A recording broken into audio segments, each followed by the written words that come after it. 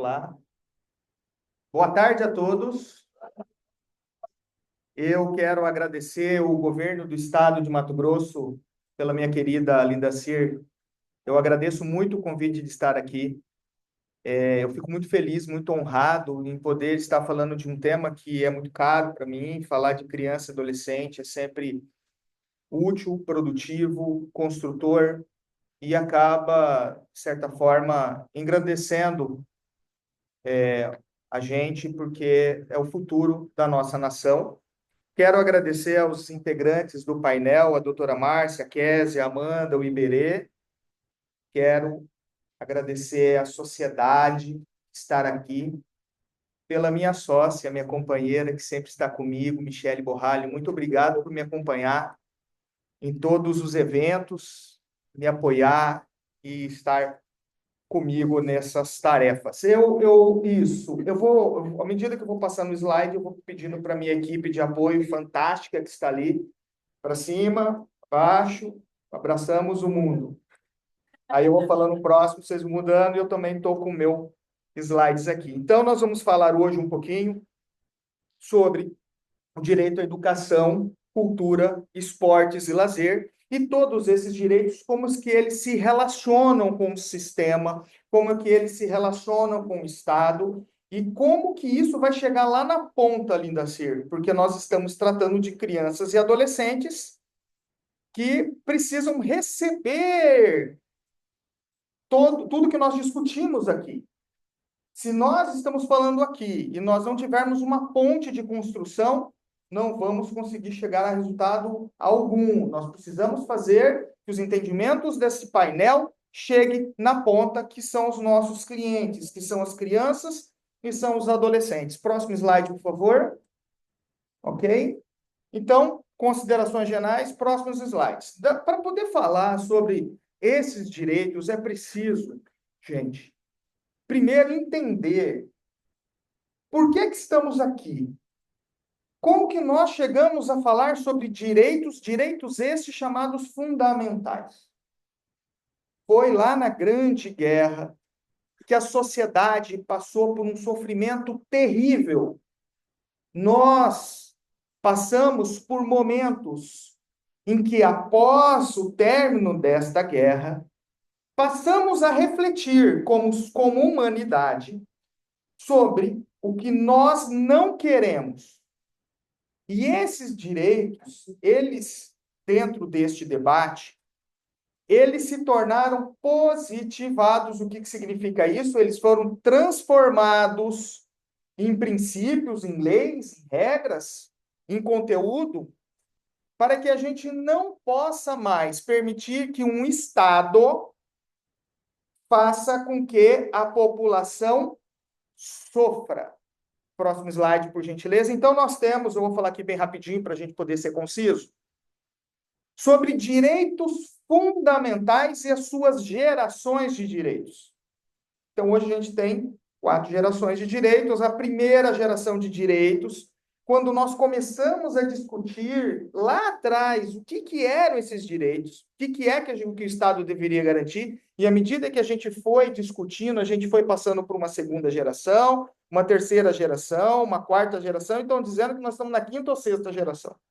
Então, a primeira geração era o direito relacionado diretamente com os direitos individuais, direito à vida, direitos políticos, direitos expressados nas liberdades clássicas, liberdade de pensamento, propriedade, vida e segurança.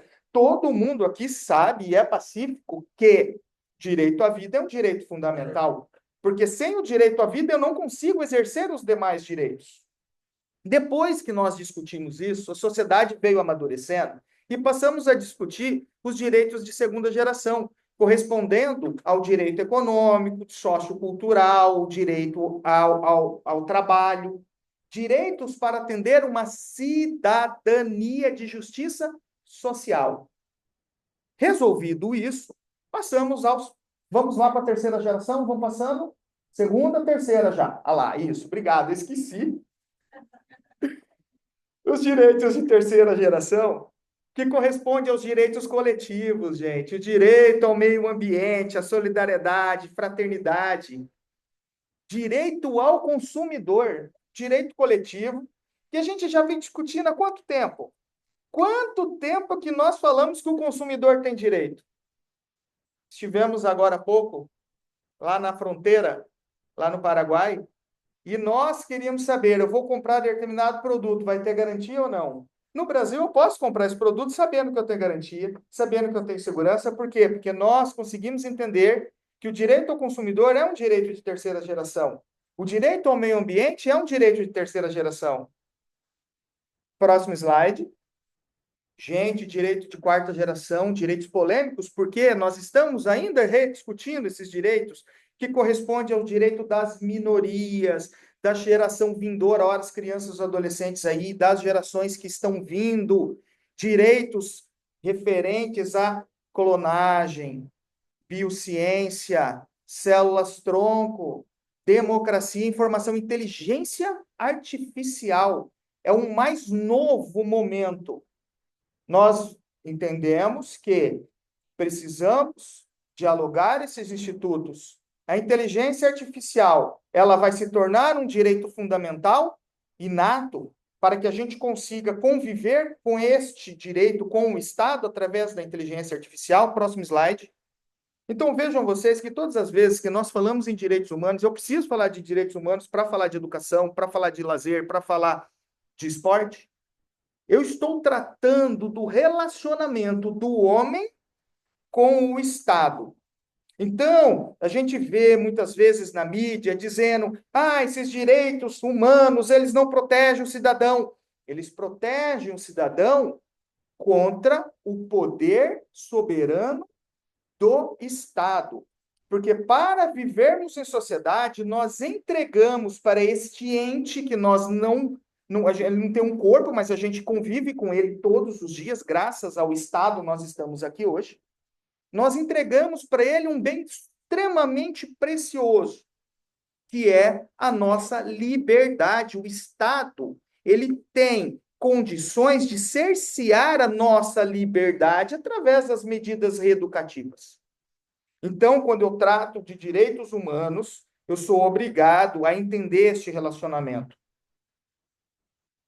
Então, veja que lá no preâmbulo da Constituição Federal de 1988, quanto tempo já se passou, está dizendo que nós, representantes reunidos da Assembleia Nacional Constituinte, vamos assegurar os direitos fundamentais.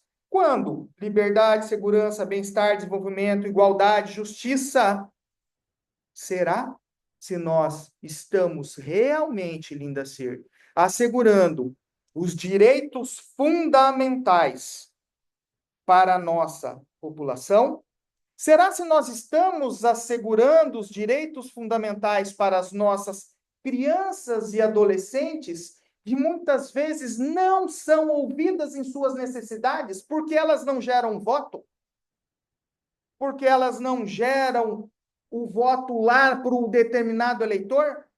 Tivemos no ano passado uma palestra, né, com o Sávio Bittencourt, e ele disse o seguinte: criança e adolescente não dá dinheiro, não dá interesse. O que é um absurdo, porque nós estamos tratando de seres humanos em formação. Nós estamos tratando do futuro da humanidade. Então, assegurar direitos fundamentais para crianças e adolescentes significa que nós estamos assegurando a nossa existência como seres humanos nesta Terra. Próximo slide, por gentileza. Então, vejam que proteção e garantia dos direitos fundamentais está no artigo 5º da Constituição. Adolescentes, jovens, futuro dessa nação, abram a Constituição Federal, vai lá no artigo 5º, vocês vão observar que lá nós temos direitos pétreos, direitos que não podem ser reduzidos nunca mais. Direito à vida, direito à liberdade de expressão, crença, credo, direito à nossa propriedade. Vejam que os direitos da criança e do adolescente estão lá no artigo mais lindo de toda a Constituição. Para mim, é o artigo mais completo de toda a Constituição Federal, que é chamado artigo 227. O artigo 227 foi escrito depois de muita luta. Foi feito um movimento social quando não existiam redes sociais. E nós trouxemos logo o que já estava sendo discutido internacionalmente no pós-guerra, que é a doutrina da proteção integral, que nós tiramos aqueles adolescentes da situação irregular, daqueles adolescentes que eram esquecidos, marginalizados, abandonados, para um patamar de primazia, lá em cima. Proteção contra discriminação, desenvolvimento físico, mental, espiritual, educação gratuita e obrigatória e proteção contra negligência, crueldade e exploração. Próximo slide. Então, vejam vocês que, por força do artigo 227, que estabelece primazia, primeiro, se o gestor público tiver dinheiro ou para construir um abrigo de idoso ou para construir uma creche, obrigatoriamente, pelo princípio constitucional da doutrina da proteção integral, ele precisa construir a creche. Próximo slide, por favor. Mais um. Então, vejam vocês que, Linda Cir, o hospital infantil, quanta luta, quanto esforço. Nós temos diversos hospitais, mas o infantil é luta, esforço, batalha, determinação. Quantas mães veem que falta creche, mas em compensação nós temos recursos públicos destinados a outras áreas. Aonde está o princípio da prioridade absoluta que leva em consideração que a criança é um ser humano em desenvolvimento, possuindo uma fragilidade peculiar de pessoa em formação, correndo mais risco que o adulto. É por isso que a criança, entre o idoso e a creche, eu tenho que atender a creche, porque o artigo 227 é constitucional. A proteção do idoso, vem do Estatuto do Idoso, é uma norma infraconstitucional. Não estou dizendo para vocês que nós não temos que atender o idoso, estou dizendo para vocês que eu preciso estabelecer primazia.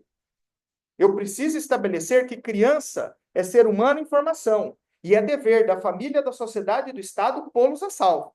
Próximo slide.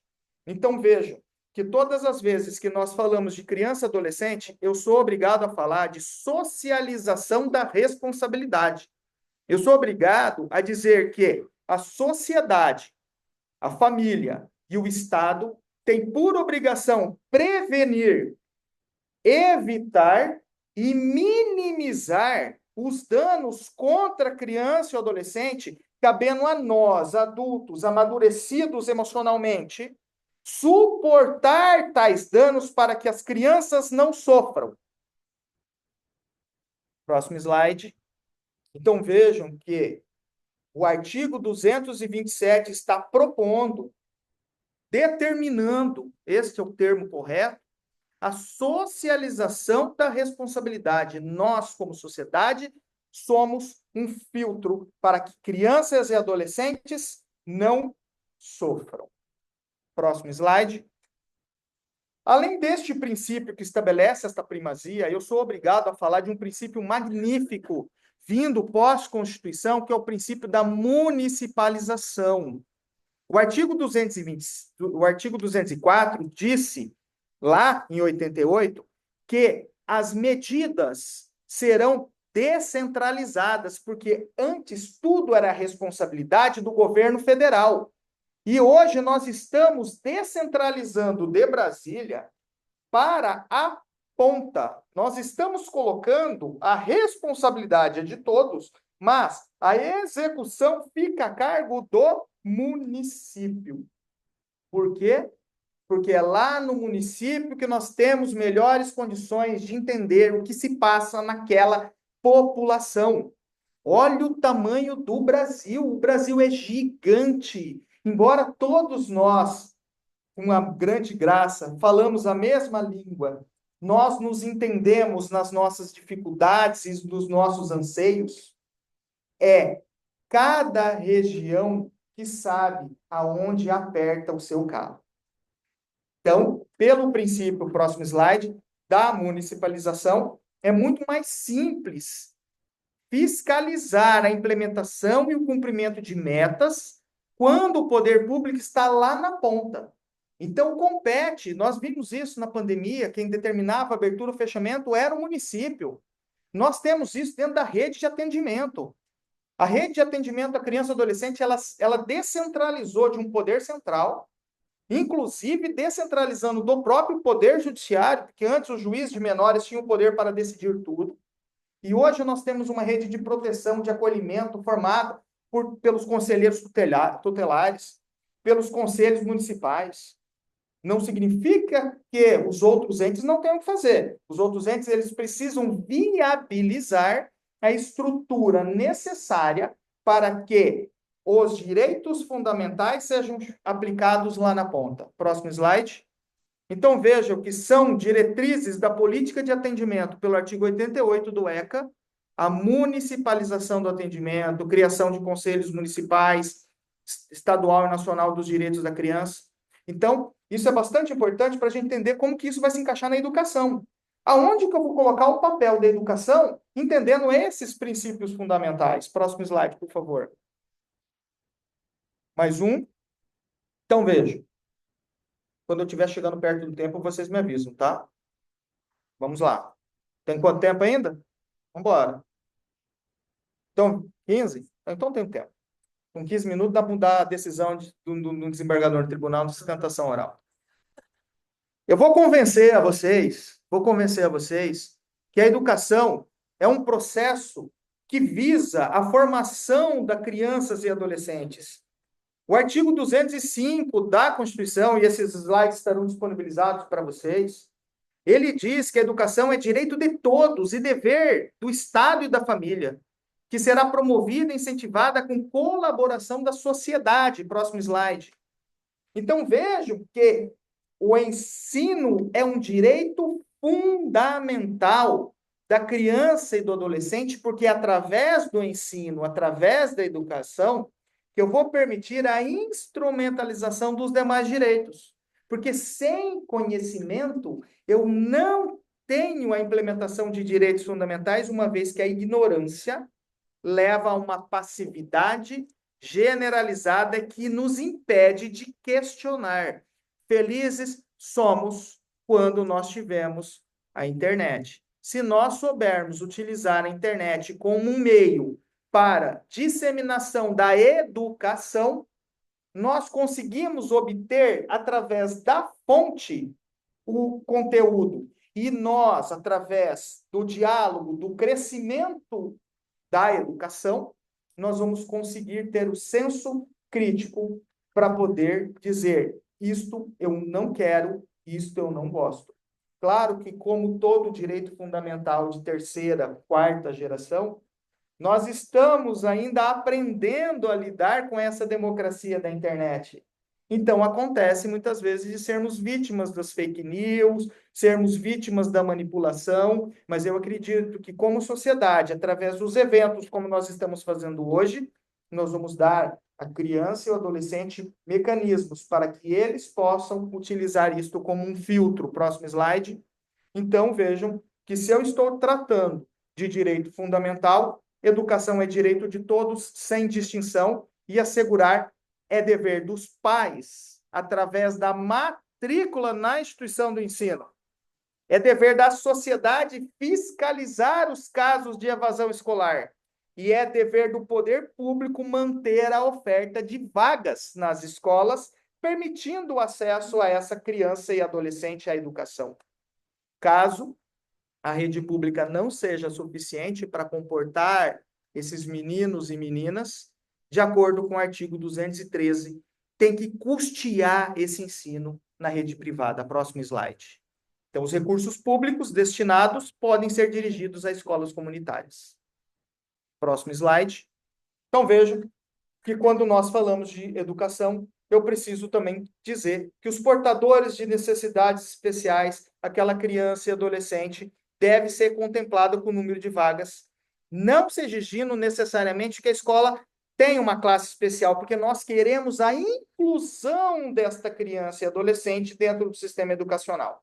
Então, a escola ela vai contar com profissionais especializados, próximo slide, de acordo com a Lei de Diretrizes e Bases. Tem uma lei que cuida da educação no Brasil, que diz que entende-se por educação especial a modalidade de educação preferencialmente na rede regular de ensino. Próximo slide. Então, aquele aluno que tem surdo-mudo, aqueles cegos que precisam do profissional capacitado, então eles precisam ser acolhidos, porque é direito fundamental deles dentro da rede, preferencialmente dentro da rede regular de ensino. Defendo as APAES, caso uma opção da família, de colocar ou não dentro dessas escolas especializadas. Mas, preferencialmente, nós queremos o quê? Integração. Nós queremos para cima, para baixo e abraçar todo mundo. Próximo slide. Então, diante desta visão de educação, eu preciso garantir o acesso e permanência. Não basta que o poder público ofereça as vagas, porque ele vai lá e oferece a vaga. Mas como que eu vou fazer com que esta criança e adolescente chegue até a escola? Como que nós vamos fazer com que a criança ou adolescente vá até a escola pegando 3 ônibus? Não! A oferta de ônibus gratuita ela tem que existir. Eu tenho que propiciar que esta criança e essa adolescente chegue à escola. Mas eu preciso ofertar escolas perto de sua casa. Eu preciso ofertar vagas perto de sua casa. Eu preciso ofertar escolas perto da sua casa para que eu não tenha crianças sendo obrigada a ficar 2 a 3 horas dentro de um ônibus para poder chegar na escola. Qual que é a qualidade de educação que ela vai ter? Os recursos para a educação são constitucionais, o dinheiro vem, porque o Estado arrecada. Próximo slide. Então, vejam vocês que o abandono precoce do banco escolar representa desperdício ao investimento realizado, porque nós vamos ter um jovem mal formado, um adulto marginalizado e despreparado. Próximo slide. Eu vou pegar mais um para falar de cultura, esportes e lazer. Direito à liberdade, vamos lá? Pode indo, enter, enter. Para falar para vocês, educação ligado diretamente à liberdade, ligado diretamente a esse direito ao esporte, eu preciso dizer que o direito à liberdade também é um direito fundamental. Próximo slide. Normalmente, esse direito à liberdade, esculpido no artigo 16 do ECA, ele dá direito à criança e adolescente respeitado a sua faixa etária, o seu discernimento, direito à opinião, expressão, direito à crença e culto, e o direito de brincar e praticar esportes. Próximo slide.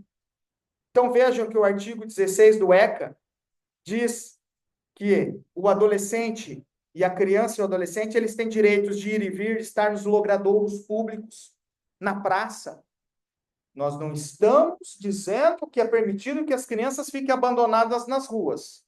Nós estamos dizendo que é direito dessa criança usufruir a sua convivência comunitária, que é direito dessa criança e essa adolescente opinar.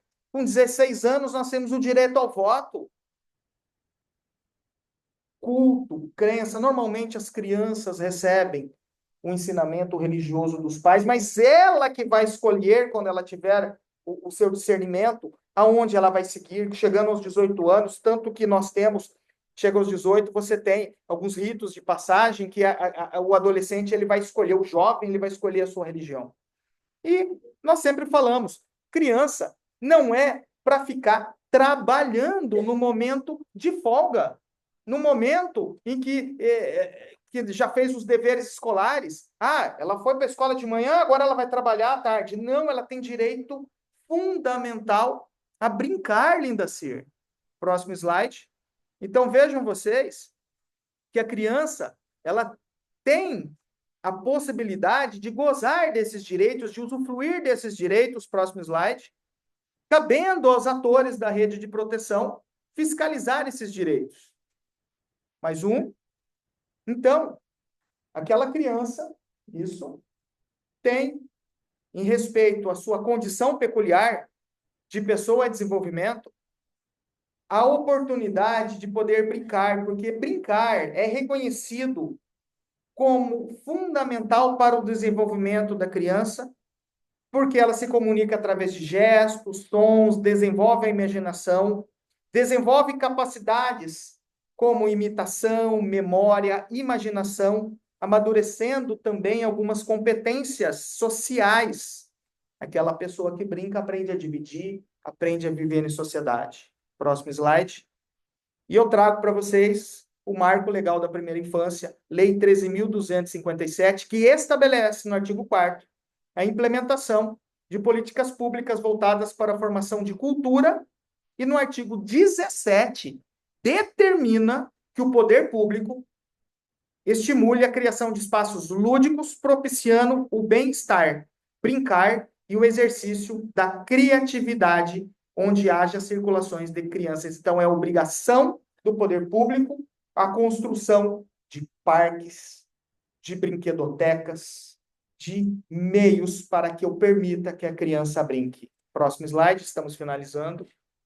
E a lei recentíssima, Linda Ser, 14.826, instituiu a parentalidade positiva e o direito ao brincar como estratégias intersetoriais de prevenção à violência contra crianças, reforçando o dever do Estado de garantir estruturas adequadas como equipamentos coletivos para a cultura, lazer e esporte, além de promover ações que estimulam o desenvolvimento neurológico de crianças e adolescentes. Próximo, finalizamos, espero que esteja dentro do tempo. Eu falei rápido porque a matéria é densa, mas eu trago para vocês uma variedade de artigos, direitos fundamentais, dever do Estado, dever da sociedade, dever da família, colocando a responsabilidade para cada um. Criança tem direito a brincar, tem direito à cultura e tem direito à educação. Obrigado, gente.